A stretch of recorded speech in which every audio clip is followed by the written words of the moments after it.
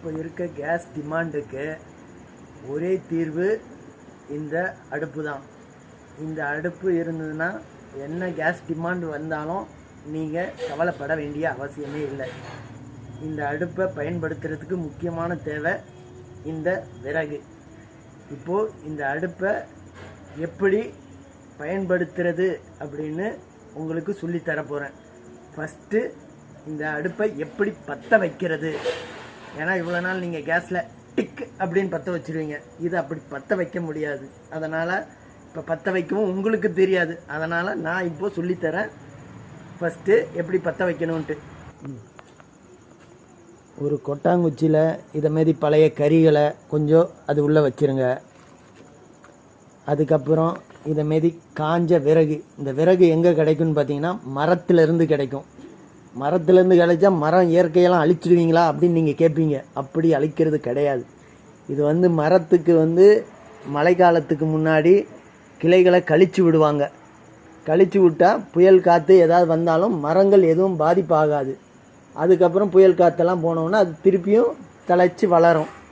வளர்ந்தப்புறம் திருப்பியும் நம்ம கிளைகளுக்காக இப்படி உடச்சிக்கலாம். இந்த மாதிரி விறகு கிடைக்கும், நம்ம சமைக்க பயன்படுத்திக்கலாம். இதை பயன்படுத்தினே வர்ற புகையால் கொசு வராது வீட்டுக்கு. இப்படி பல நன்மைகள் இந்த அடுப்பில் இருக்குது.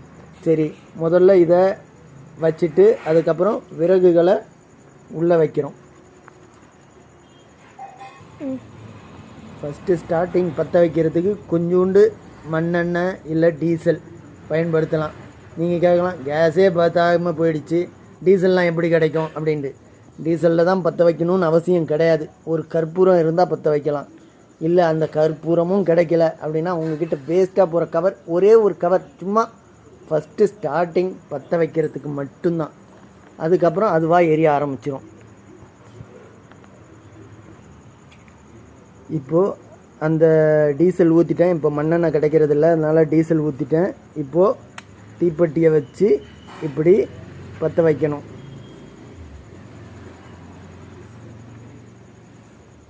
இப்படி பற்ற வச்ச உடனே எரிய ஆரம்பிச்சிடும். இப்போதைக்கு அடுப்பை எப்படி பற்ற வைக்கிறதுன்னு இந்த வீடியோவில் சொல்லியிருக்கேன். அடுத்து எப்படி சமைக்கணுன்றதை அடுத்த வீடியோவில் சொல்கிறேன். மறக்காமல் இந்த சேனலை சப்ஸ்கிரைப் பண்ணிக்கோங்க.